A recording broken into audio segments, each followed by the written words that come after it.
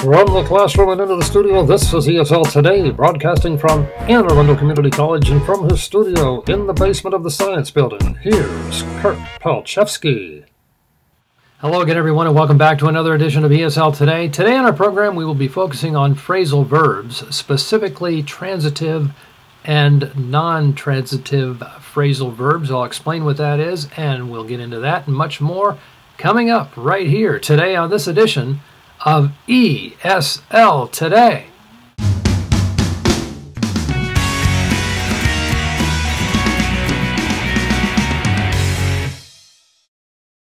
All right, welcome back to the program, and as I said during the intro, we're going to get into some phrasal verbs today. Phrasal verbs are made up of two words, the verb and the particle. The particles often look like prepositions, but they have different meanings. When you put the two words together, they give a new meaning.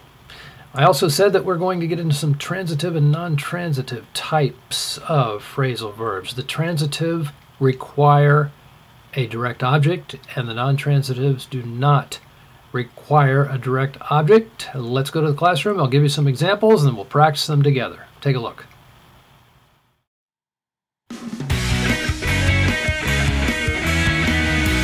When I was younger, I could always count on my sister to eat my ice cream. I gave up meat when I became a vegetarian. My brother John tore up the Dear John letter he got from his girlfriend.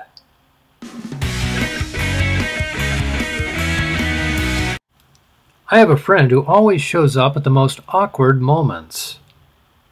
George had to catch up with the other students after missing a week of class. He jumped over the fence to get away from the assailant. All right, did you like those? Well, let's do an exercise now to give you some practice. I'm going to give you some sentences that have the verb, but they are missing the particle part of the phrasal verb. So take a look at these sentences, look at the verb, and then put the correct particle there to complete the phrasal verb, and then we'll come back and see how you did. Betty showed blank late for work this morning. I talked my wife blank going to church last week. She dropped blank her son at 8:00 a.m. Our relatives flew blank from England last night. The local authorities posted a warning that said to be on the look blank for an escaped convict. All right, well, how did you do on those? Do you think you got them all correct?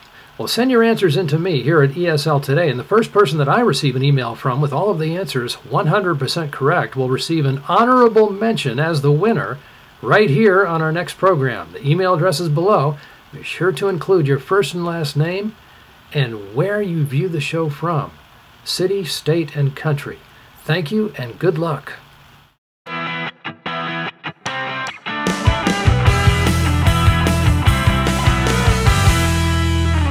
Hello, Dr. Discretion here. Did you know that the strawberry is the only fruit that has its seeds on the outside?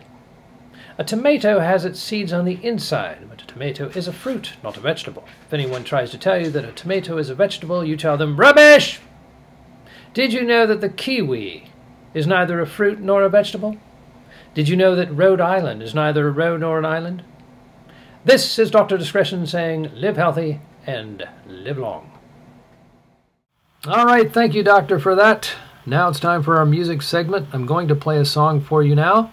See if you can identify the phrasal verbs that appear in this song. Take a listen.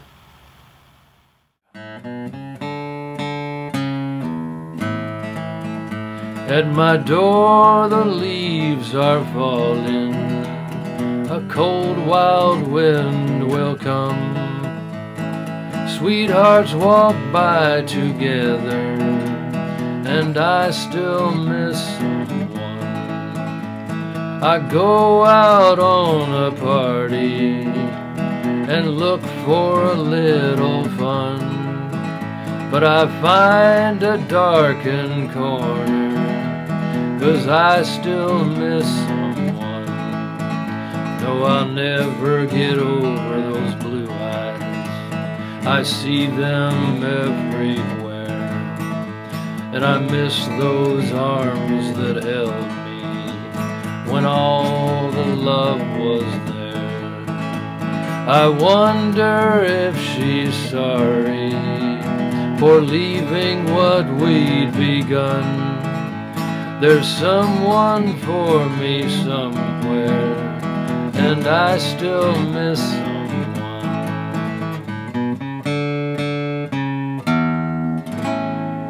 I want to thank you. All right, well, were you able to identify the phrasal verbs in that song? There was only one, and that one was get over, which in this case means to recover from a separation or a relationship that has ended or has split. And by the way, that song was by Johnny Cash, written and recorded by. And let's talk a little bit about what we discussed during our grammar segment.